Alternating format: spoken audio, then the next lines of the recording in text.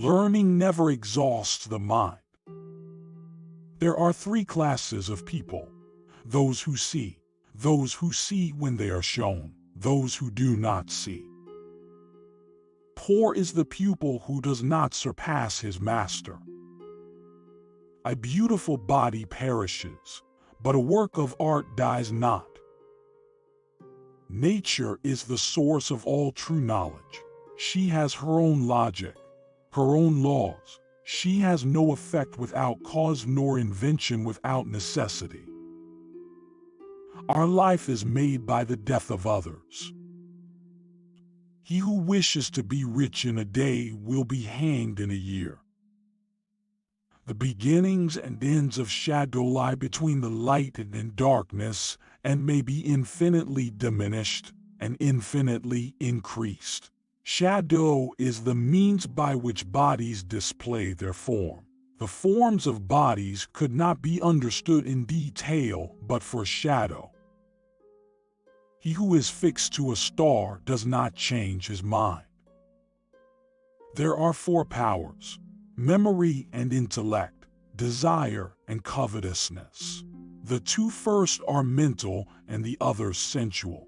The three senses, sight, hearing and smell, cannot well be prevented. Touch and taste not at all. Painting is concerned with all the 10 attributes of sight, which are darkness, light, solidity and color, form and position, distance and propinquity, motion and rest. The function of muscle is to pull and not to push, except in the case of the genitals and the tongue. Medicine is the restoration of discordant elements. Sickness is the discord of the elements infused into the living body. The greatest deception men suffer is from their own opinions. I have been impressed with the urgency of doing. Knowing is not enough. We must apply. Being willing is not enough. We must do. Iron rusts from disuse. Water loses its purity from stagnation. Even so does inaction sap the vigor of the mind. I have offended God and mankind because my work didn't reach the quality it should have. For, verily, great love springs from great knowledge of the beloved object, and if you little know it, you will be able to love it only little or not at all. It's easier to resist at the beginning than at the end. Where the spirit does not work with the hand, there is no art. Just as food eaten without appetite is a tedious nourishment, so does study without zeal damage the memory by not assimilating what it absorbs. Human subtlety will never devise an invention more beautiful, more simple or more direct than does nature, because in her inventions nothing is lacking, and nothing is superfluous. Blinding ignorance does mislead us. Oh, wretched mortals, open your eyes.